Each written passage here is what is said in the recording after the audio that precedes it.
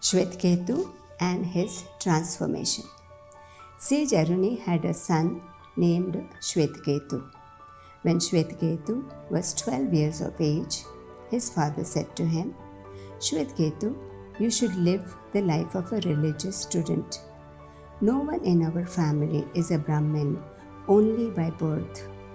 There is none who has not studied the scriptures." Obeying his father, Shvetaketu went to a Gurukul and spent 12 long years there.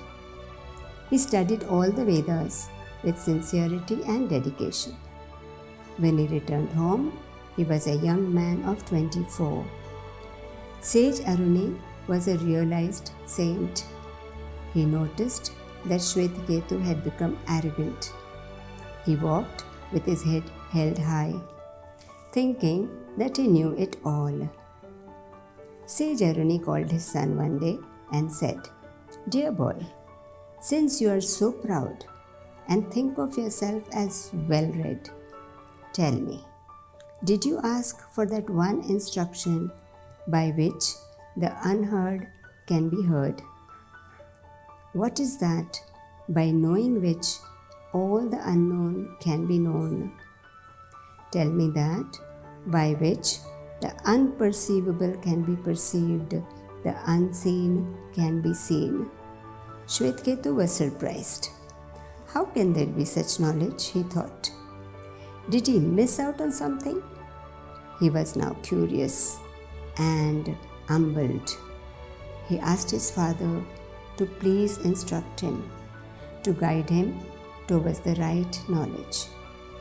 Sage Aruni gave him the example of clay and said, "Dear boy, through a single clod of clay, all that is made of clay can be known. A potter may mold it in different forms and shapes, but in reality it is all clay. The true character of clay exists in all its forms. The clay alone is real. Also, dear boy, having gained the knowledge of a single bit of pure gold in its original form, you can know all about the ornaments which are made from it. They may have different names, different shapes, but gold alone is real in each one of them." Shvetaketu now admits that his teachers may not have known.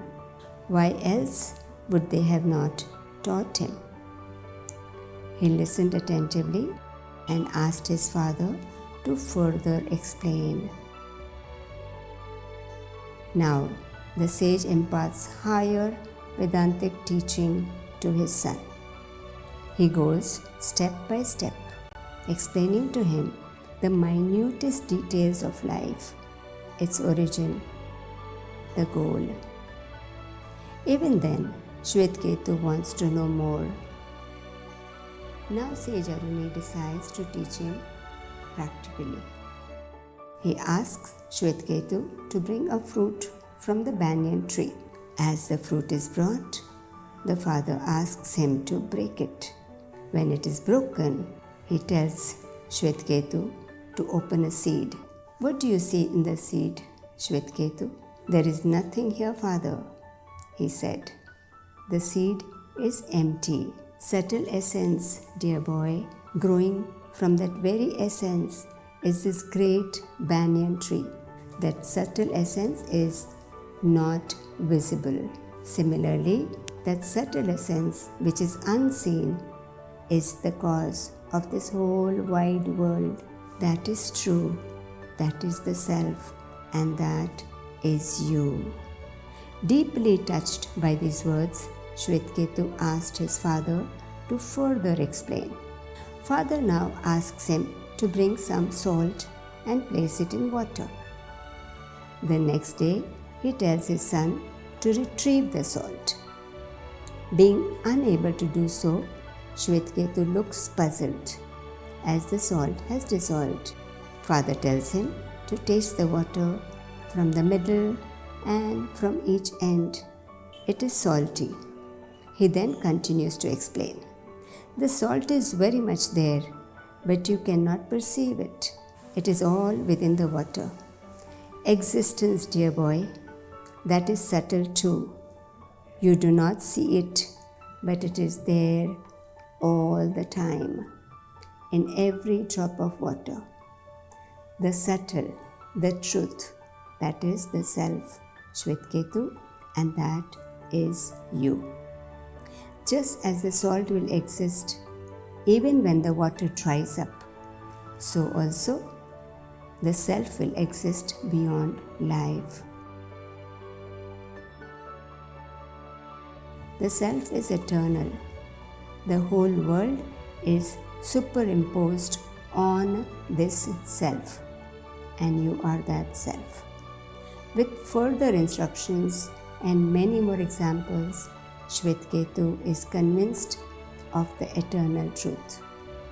Now he has become a true seeker. Eternal self exists, and the one who knows the self can know the unknown. All creation is connected with the consciousness. As the father, Sage Aruni, repeatedly says to his son Shvetaketu, Tat Tvam Asi. True knowledge leads to real understanding, and wisdom brings humility, is what we learn from Sage Aruni.